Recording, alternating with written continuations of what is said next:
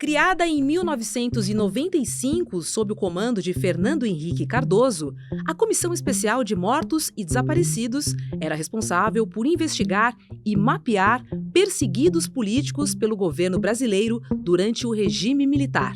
Com a chegada do governo Bolsonaro em 2018, a comissão passou a ser negligenciada pelo capitão, que indicou seus aliados militares para cargos no órgão. Por fim, ela acabou sendo extinta por Bolsonaro no apagar das luzes de seu governo em dezembro de 2022. Agora, quase 2 anos depois, o presidente Lula decidiu recriar a comissão, que passará a integrar a pasta do Ministério dos Direitos Humanos, comandada por Silvio Almeida. O ministro garantiu a retomada dos trabalhos de investigação que, segundo ele, foram ilegalmente interrompidos pela gestão anterior. Silvio Almeida ainda reforçou a importância desta recriação como um passo na garantia da memória, da verdade e da justiça.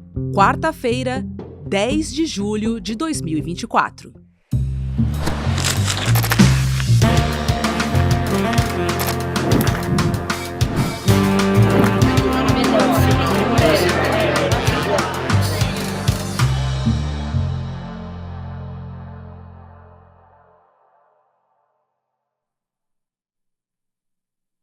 Olá, seja muito bem-vindo, seja muito bem-vinda. Eu sou a Roberta Garcia e este é o Videocast em Detalhes. Aqui, sempre com um convidado, nós vamos mergulhar e analisar uma temática do momento. Hoje eu converso com a Natália Bonavides, que é deputada federal pelo PT do Rio Grande do Norte e também representante da Comissão de Direitos Humanos da Câmara dos Deputados. Oi, Natália, seja muito bem-vinda. Natália, a Comissão Especial sobre Mortos e Desaparecidos Políticos foi criada em 1995, ainda durante o governo FHC. Só que ela foi encerrada em dezembro de 2022, no governo do ex-presidente Jair Bolsonaro. E aí eu te pergunto, qual a importância da reinstalação da comissão pelo presidente Lula agora em 2024, hein? Oi, Roberta. Primeiro eu queria te agradecer pelo convite, te parabenizar pelo trabalho, pelo programa, cumprimentar quem está nos escutando, nos assistindo de todo o Brasil. E queria me apresentar, eu sou Natália Bonavides, sou deputada federal pelo Partido dos Trabalhadores do Rio Grande do Norte, é o meu segundo mandato de deputada federal. E aí, Roberta, a gente tem, como você mesma estava contando, o surgimento da Comissão Especial de Mortos e Desaparecidos Políticos ainda nos anos 90, né? Foi criado por uma lei no governo FHC, e tinha esse propósito de, já que nós tínhamos recém-passado, né, por esse período de transição que significou o fim da ditadura militar, né, a aprovação da Constituição de 88, era necessário fazer uma tarefa de casa que muitos países já fizeram, mas que o Brasil até hoje segue muito atrasado, né, de ter toda a história que viveu, a história, inclusive com os traumas que essa história causou, de ter isso tratado no presente com a devida seriedade, né, com o devido respeito, inclusive, às vítimas. E nós vimos que, após a lei de anistia, o próprio trabalho que a gente chama de justiça de transição já ficou extremamente limitado, né? Porque a lei da anistia brasileira, ela inclusive chega a ser contestada, né, por muitos juristas, por constitucionalistas, porque ela acabou anistiando quem cometeu crimes contra a humanidade, como crimes de tortura, crimes de desaparecimento forçado. Então, a gente vê já existir no Brasil essa limitação em relação à responsabilização de quem cometeu esses crimes, e aí a gente tem, nos anos 90, o surgimento da Comissão de Mortos Desaparecidos, né? O que representa, né? Qual a importância da reinstalação dessa comissão?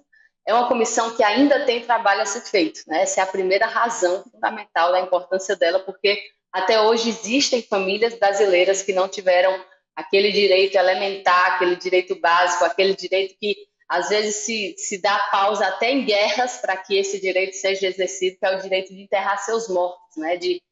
Ao ter alguém que, como aconteceu na ditadura, que tenha sido assassinado, que tenha sido sequestrado pelo Estado brasileiro naquele momento, muitas famílias até hoje não tiveram acesso aos corpos aos corpos de seus entes queridos para poder fazer sequer um processo de luto, né? Mas para além da questão importantíssima, né, da importância para essas famílias, a gente tem uma importância política e histórica que aí não é direito só de uma família, de um parente de alguém que tenha sido morto ou desaparecido, mas é um direito de toda a sociedade brasileira. É um direito de toda a sociedade saber a verdade sobre o que aconteceu na época da ditadura, é um direito de toda a sociedade ter a justiça feita àquelas pessoas que lutaram contra aquele regime de exceção e que acabaram, inclusive, perdendo a vida por causa disso. E é por isso, Roberta, que a gente tem nessa reinstalação uma importância tão grande, né? Uma importância tanto para esses sujeitos, né? Essas pessoas que têm um vínculo direto com vítimas, como também é importante como sociedade, né? Como democracia, que a gente luta sempre por consolidar, vendo sempre ela ainda em risco, o direito difuso da população brasileira, que essa comissão volte a funcionar. E, Natália, ainda existem muitas pessoas desaparecidas na ditadura militar? Ainda, Roberta, inclusive, assim, qual o trabalho da comissão, né? Existe parte do trabalho que é trabalhar com ossadas que foram identificadas, informações sobre isso, informações sobre registros genéticos dos familiares que estão buscando, mas, para além disso, a comissão teve o próprio trabalho de reparação, né? Ou seja, de receber das famílias, né, que tenham tido um parente como vítima, receber dessas famílias uma queixa, né, uma denúncia de determinados casos e, a partir daí, fazer a reparação em relação a essas famílias que tenham sido vítimas. A gente também tem, né, viu nos anos em que a comissão funcionou, um trabalho fundamental sobre retificação de certidões de óbito, né, ou seja, tem pessoas que até anos atrás eram tidas como desaparecidas.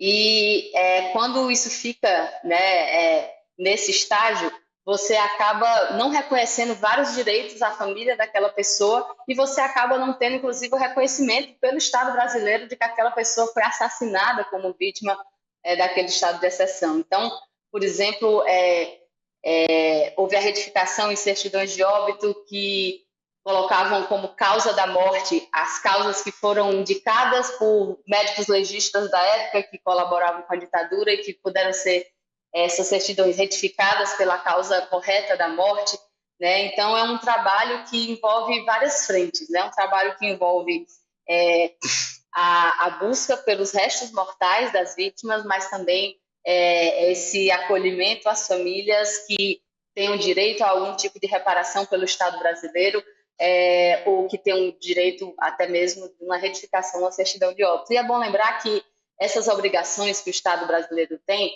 Roberta, elas são obrigações, inclusive, frutos de ações judiciais, né? Existem ações que determinam obrigações ao Estado brasileiro, existem até mesmo condenações em âmbito internacional, né, no Sistema Interamericano de Direitos Humanos, casos casos de violação de direitos humanos relativos à ditadura brasileira que chegaram ou na Comissão ou na Corte Interamericana de Direitos Humanos, que já se pronunciou também sobre essas obrigações de o Brasil fazer as medidas que sejam necessárias para a reparação nesse tema e para ter também medidas institucionais que façam com que esse não sejam, com que esse período histórico com que não volte a acontecer no nosso país nada parecido com aquele período histórico. Então, eu, por exemplo, sou do Rio Grande do Norte, né? Nós temos aqui potiguares como Luiz Maranhão, nós temos aqui potiguares como acho que vocês viram aquele filme, né, que trouxe a biografia de Marighella, e tinha um personagem naquele filme que é chamado Jorge, que ele era inspirado em Potiguar, que tinha outro nome, na verdade, né? Que era Vigílio Gomes da Silva, ou Jonas, né? Ele é considerado, inclusive, o primeiro desaparecido da ditadura brasileira. Então, são muitos casos que seguem abertos, inclusive restos mortais que seguem pendentes de análise que precisam ser tratados, né? Da devida forma pela institucionalidade. Conta pra gente como é que é formada essa comissão de mortos e desaparecidos. São quantos membros nessa comissão? É o presidente Lula que faz a nomeação? Como é que funciona esse grupo de trabalho? Está na guarda-chuva do Olha, Ministério dos Direitos Humanos, do de ministro direitos Silvio humanos, Almeida, certo? exatamente, exatamente. A comissão, é importante lembrar de novo que é uma comissão que é formada por lei, né? Por que eu estou lembrando isso? Porque quando o Bolsonaro, no final do seu governo, fez um decreto para acabar com a comissão, isso foi uma forma ilegal de tentar acabar com os trabalhos da comissão, né? Porque, na verdade, é uma comissão que foi criada por lei e que sequer poderia ter sido extinta por meio de uma canetada, como foi feito. Então, a própria lei prevê, né, que essa comissão vai ter na composição um representante do Legislativo, tem essa indicação a partir da Câmara Federal, do Ministério Público Federal, dos familiares de vítimas, né, dos familiares de vítimas, familiares de desaparecidos, e representação também do Ministério da Defesa. Então, nós vamos ter liderando aí os trabalhos, a procuradora Eugênia, que já presidiu a comissão em outra época, que fez um excelente trabalho, que inclusive, antes de sair, deixou um relatório falando de todas as pendências que deveriam ser resolvidas por essa comissão, né? Então, quando o Bolsonaro fez a exoneração das pessoas e colocou no lugar daquelas pessoas outras, então, o presidente Eugênia, ela tinha deixado todo um relatório dizendo o estágio de cada ação, como é que estava. E aí Bolsonaro troca a composição, porque sabia que não poderia simplesmente extinguir naquele momento, e ele faz uma forma de desvirtuar a comissão. Então, ele indica pessoas que, na verdade, são negacionistas da existência da ditadura militar. Né? Esse nível de pessoas que estavam participando, né, a partir das indicações de Bolsonaro. E aí, por isso que, ao retomar a comissão, o presidente Lula anula aquele decreto que tinha declarado a extinção da comissão. A partir daí, tira da comissão essas pessoas que haviam sido indicadas pelo governo Bolsonaro e que não fizeram que a comissão funcionasse, muito pelo contrário, né, faziam esse desvirtuamento da sua função, e traz a nomeação dos novos membros. Lembrando, por exemplo, o membro da Câmara dos Deputados, né, a indicação é da Câmara. Né, então, o ofício que indicava o meu nome para a comissão, nós tínhamos, há mais de um ano, se eu não me engano, Roberta, nós tínhamos conversado com a mesa diretora da Câmara para essa indicação da Câmara ser feita a partir do nosso mandato, né? Ou melhor dizendo, para a indicação do nosso mandato ser feita a partir desse espaço que a Câmara tinha para designar. Então, assim que foi feita a composição, né? E ele é ligado ao Ministério dos Direitos Humanos. Então, nós vamos ter em breve uma reunião para que todos os membros se conheçam. Nós estimamos que a posse da comissão deve ser em meados, ali, inícios do próximo semestre, né? Que se inicia em breve, do próximo semestre, na verdade, assim, no início do próximo mês, mais ou menos, né, meados de agosto. E aí, a partir da reunião de posse, aí vamos ter condições de fazer um trabalho de cronograma, de calendário, de quais vão ser as tarefas que vão ser feitas como plano de trabalho que a comissão tem que apresentar para a própria sociedade, que foi muito debatido, inclusive, dentro do governo, né, um plano de trabalho, né, a função do retorno da comissão e tudo que fosse necessário para que esse tema não fosse perdido, né, no tempo da história, como jamais poderia ser. É um tema muito sensível, né, Natália? Principalmente quando a gente fala de desaparecidos que ainda não foram encontrados. Como é que a comissão pretende abordar a questão desses desaparecidos, hein? Porque é muito difícil também, né? Olha, Roberta, eu estava aqui, né, conversando sobre essa retomada da comissão, né, sobre o símbolo, né, o que significa essa comissão voltar ao funcionamento. E a gente tem que ter a existência dessa comissão como parte das obrigações que o Brasil tem, se quer ter uma democracia que se consolide, as obrigações que o Brasil tem com o seu povo referentes à época da ditadura. Nós acabamos tendo uma vedação pela lei de anistia de ter a justiça feita em relação aos os violadores, né, a quem cometeu os crimes contra a humanidade, mas isso não significa que o Brasil não tiver formas diversas de trabalhar com o tema da memória e verdade, né? Então, nós vimos ali durante o governo Dilma, por exemplo, a Comissão Nacional da Verdade, que fez um trabalho importantíssimo de identificação, né, de listagem das vítimas, de coleta de depoimentos, e a gente viu também o trabalho da Comissão de Anistia, né, que também segue funcionando, e a Comissão de Mortos Desaparecidos tem esse trabalho especial que trata de um tema que, como você diz, Roberto, é muito sensível, né, para os familiares que tiveram algum parente que foi vítima. E eu estava lembrando que quando o Bolsonaro era deputado federal, na porta do gabinete dele tinha um cartaz, e o cartaz dizia assim: quem procura osso é cachorro. Era um cartaz que buscava justamente chocar, né, ao trazer ali de forma explícita um desrespeito absoluto aos familiares de pessoas desaparecidas, né, pessoas que desapareceram na época da ditadura pela ação do Estado brasileiro, quando vivia aqueles governos de exceção. E o fato de que ele tinha esse cartaz na sua porta mostra, na verdade, como esse é um tema que denota aí uma violação extrema de direitos humanos e que há setores, principalmente da extrema-direita, que têm tratado com extremo desrespeito, né?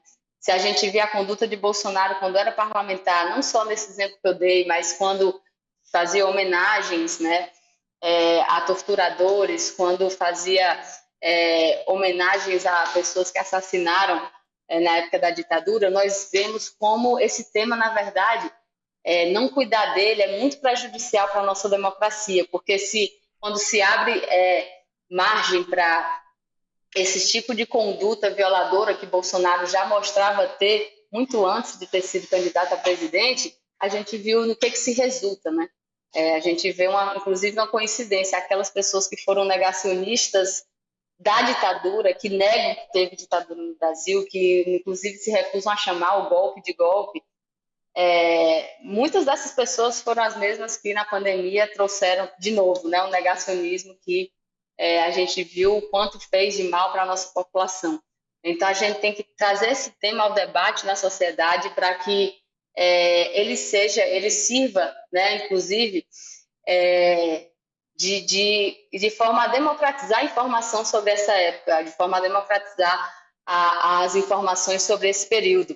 E, Roberta, tão logo iniciem, né, os trabalhos da comissão, né, vai ser divulgado à sociedade qual o plano de trabalho, né, com que caso se vai trabalhar. Agora, é muito importante a gente ter sempre em mente que o tema da memória e verdade, o tema de reparação aos familiares das pessoas que foram vítimas, é um tema da democracia, né? Não é um tema só de família X, de família Y, é um tema da democracia e que não pode ser deixado de lado, né? Não pode ser secundarizado. Eu, inclusive, compartilhar com vocês, nós temos algumas outras ações, né? Eu vou compor a comissão agora, mas como produção legislativa nós temos alguns projetos de lei, como um projeto de lei que busca proibir que prédios públicos sejam nomeados em homenagem a pessoas que constem como torturadoras ou assassinas ou ditadoras, né, desse período.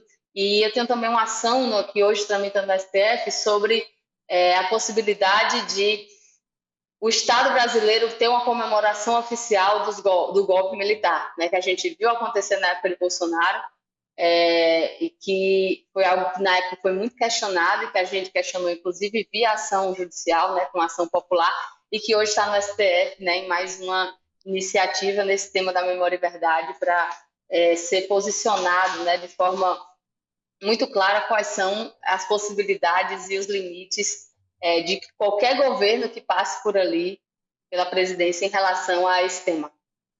E, Natália, como é que a comissão pretende trabalhar para assegurar, né, que os direitos das vítimas e seus familiares eles sejam respeitados aí durante todo o processo? Eu sei que a gente está no começo desse trabalho, mas você colocaria alguma sugestão? Olha, a comissão vai ter, né, na sua composição, inclusive, pessoas que já tiveram, né, trabalho com esse tema antes. Como eu vinha dizendo, a presidenta Eugênia, ela esteve à frente da comissão em outro momento, né, e fez um trabalho brilhante. Então, existem hoje já vários pontos, né, vários eixos de, de temas dentro da comissão que, com certeza, devem ser retomados. Nós temos, por exemplo, acho que quem está nos assistindo, poderíamos aqui relembrar que em São Paulo, quando Erundina, na época da gestão de Erundina, foi localizado um cemitério clandestino, né, que ficou conhecido como Vala de Perus, e ali foram achadas várias ossadas que muitas até hoje seguem sem identificação, né? O tema o grupo de trabalho do Araguaia também. Então, são temas que já vinham sendo trabalhados antes do governo Bolsonaro, que tiveram essa interrupção e que agora vai ser necessária, né, a retomada desses casos que ficaram em abertos, né, desses pleitos de familiares que ficaram sem resposta, de quem não teve ainda o seu pedido de reconhecimento julgado, né, avaliado pela comissão.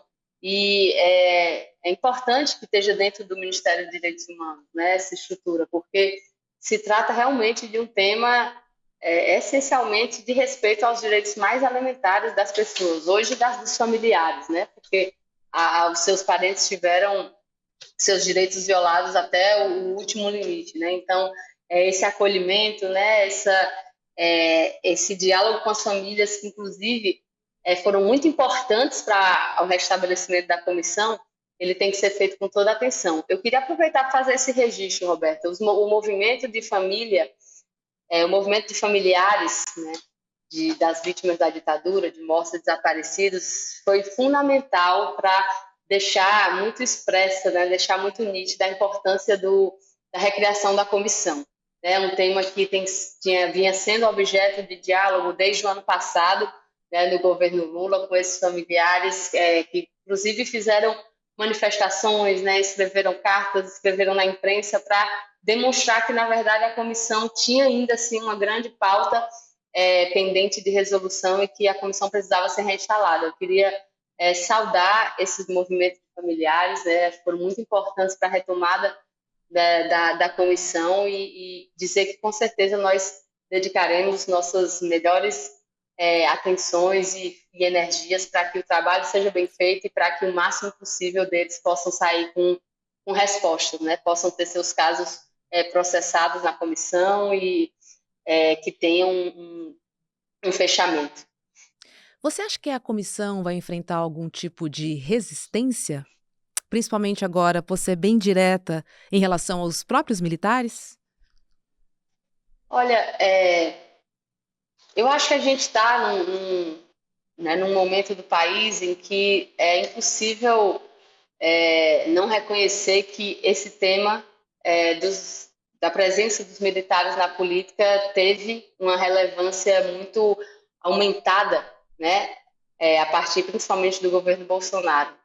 Só que o que a gente tem, vendo a Constituição, vendo as normas legais em relação a esses temas, é que, na verdade, quem está no setor militar não deve ter como atuação institucional, oficial, uma atuação política, né? As Forças Armadas, elas têm o seu lugar posto na Constituição, têm o seu lugar de quais as competências que lhe cabem, têm o seu lugar em relação a quem respondem, né? Não são órgãos autônomos, né, apartados do Estado brasileiro, muito pelo contrário, são órgãos que fazem parte dessa estrutura dentro de um Estado que tem como protagonismo a liderança civil que foi eleita pela população. Então, é um tema que não era para ter polêmica, né? Não era para ter polêmica porque o tema de buscar os corpos de pessoas que foram mortas ou que desapareceram na época da ditadura era para ser um tema de humanidade. Mas a gente sabe que, infelizmente, há setores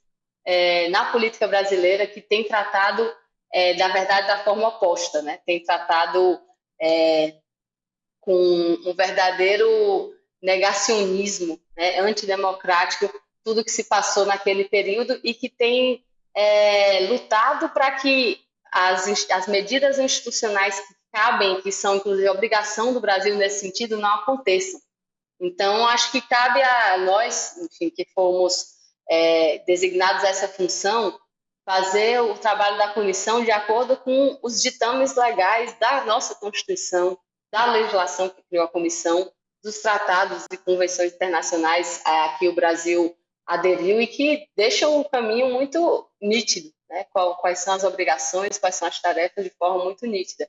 Eu acho que isso, na verdade, a gente trazer o que aconteceu nesse período e fazer o tratamento adequado, o tratamento institucional adequado dessas situações que a gente sabe que era uma política de Estado na época, né? A perseguição política, o assassinato de quem eles consideravam inimigos políticos, isso tem que ser rechaçado por qualquer entidade, qualquer instituição, qualquer órgão brasileiro. E a gente espera que haja, né, o devido respeito aos trabalhos da comissão no próximo período. E, Natália, você acha que a comissão deve priorizar alguns casos ou vocês devem trabalhar em várias frentes? Eu acho que todo esse debate sobre qual vai ser a pauta, né, qual vai ser a ordem dos trabalhos, vai realmente depender de reunir a comissão, né, ter a posse da comissão e aí esse debate ser feito para ver qual é a melhor maneira. Como eu tinha mencionado há pouco, a gente não parte do zero, né, isso já é um elemento muito importante, muito pelo contrário, antes de ter os trabalhos desvirtuados pelo governo Bolsonaro, a comissão vinha trabalhando e tinha muita coisa acontecendo em andamento. E aí eu acho que esse debate sobre a ordem das coisas, né, o seu funcionamento em si, a gente deve saber mais em breve, a partir de meados do mês que vem, a partir da posse da comissão. Qual a mensagem que você deixa para os familiares que ainda buscam justiça e verdade sobre o passado? Olha, é uma mensagem, acima de tudo, de agradecimento e de solidariedade. Por que de agradecimento? Porque são pessoas, Roberta, que, mesmo tendo passado por traumas extremos, sofrimentos extremos, que é o que significa você ter um familiar seu arrancado da forma como esses familiares tiveram, essas pessoas lutaram para que o Estado brasileiro desse uma resposta. Essas pessoas lutaram junto pela democracia, essas pessoas lutaram para que o tema da memória e verdade não fosse reduzido a um tema que não merecia mais atenção, muito pelo contrário, que era um tema fundamental para a democracia brasileira, que inclusive o tratamento que é dado a esse tema ajuda muito a explicar coisas que aconteceram no Brasil, como a própria eleição de Bolsonaro na época de 2018, né? Então, é uma mensagem de agradecimento porque são pessoas que estiveram sempre sem vacilos, defendendo a nossa democracia e defendendo que o nosso país se responsabilizasse pelos crimes contra a humanidade que foram cometidos. E de solidariedade, por óbvio, porque são realmente situações muito extremas que aconteceram com essas famílias, que a gente não tem nem como dimensionar o sofrimento e o que esses fatos históricos causaram, né, nas suas famílias, nas suas vidas, e a gente pode, né, para honrar essa luta que vem sendo feita já há décadas, o que a gente pode fazer é dar o nosso melhor no trabalho na comissão, que agora é restabelecida. É isso. Eu converso com Natália Bonavides, né, que é deputada federal pelo PT do Rio Grande do Norte e também integrante da Comissão de Direitos Humanos da Câmara dos Deputados. Natália, um bom trabalho para você, um trabalho de suma importância, de resgate, de busca por justiça e verdade do nosso país. A gente só tem um futuro próspero se tiver um passado bem resolvido. Muito obrigada, Roberta. Obrigada pelo convite. Espero que a gente converse mais em breve, já com a comissão em andamento, já com a comissão funcionando e a gente podendo dar respostas a essas famílias que estão esperando há tantas décadas. Obrigada, bom trabalho e um abraço a quem nos assistiu. Um abraço. Obrigada pelo seu trabalho. Olha, a aula, né, do psicólogo Adam Alter aqui no ICL foi um sucesso no último domingo e a aula teve a mediação de Eduardo Moreira. Se você perdeu Apocalipse Tecnológico, as estratégias de manipulação que viciaram o mundo e enriqueceram as empresas de tecnologia, olha, eu tenho um recado para você. Você pode assistir essa aula E o prazo para você assistir é bem curtinho. Então é o seguinte, olha, revendo essa aula, além de curtir, né, essa aula sobre a relação tecnologia com a gente, porque somos viciados em computadores, em telas, em tecnologia. A gente separou alguns presentes especiais para você. Então é o seguinte, olha, revendo essa aula, você tem a chance de fazer a sua assinatura pelo ICL e garantindo as mesmas condições oferecidas no domingo durante a aula. Então acesse icl.com.br/replay e garanta a sua vaga. E o mega pacote de presentes, olha, tem o livro Irresistível, de Adam Alter, tem também o livro Colonialismo de Dados, de Sérgio Amadeu, e uma arte exclusivíssima e numerada da artista Paula Vilar. Você também ganha o certificado digital de membro solidário. Lembrando que esse pacote de presentes é só para quem assinar o plano solidário, que é aquele plano em que você doa uma bolsa de estudos integral para alguma pessoa atendida pelas instituições do ICL. Então corre lá, tá bom? icl.com.br/replay. O Em Detalhes de hoje fica por aqui. Para você que nos acompanha pelo YouTube, agora é hora de ICL, Mercado e Investimentos com Débora Maganha e André Campedelli. A gente se vê aqui no ICL. Tchau, tchau e até a próxima. Que aula a gente teve com o melhor professor da Universidade de Nova York, Adam Alter. Uma aula reveladora, até por isso o título, Apocalipse Tecnológico. A palavra apocalipse quer dizer revelação. Uma aula que mexeu com todo mundo que assistiu. E a gente está falando de mais de 100 mil pessoas. Uma aula que você, se não assistiu, não pode perder. E é por isso que a gente liberou, por um tempo curto, mas suficiente para você assistir, o replay da aula. Assiste, chama a sua família para assistir. No final da aula, uma surpresa que a gente preparou para todo mundo que assistiu, a gente resolveu manter para todo mundo que vai assistir o replay. Uma aula que vai mexer com a vida de vocês, mas mexer para melhor. Assistam e depois comentem o que vocês acharam.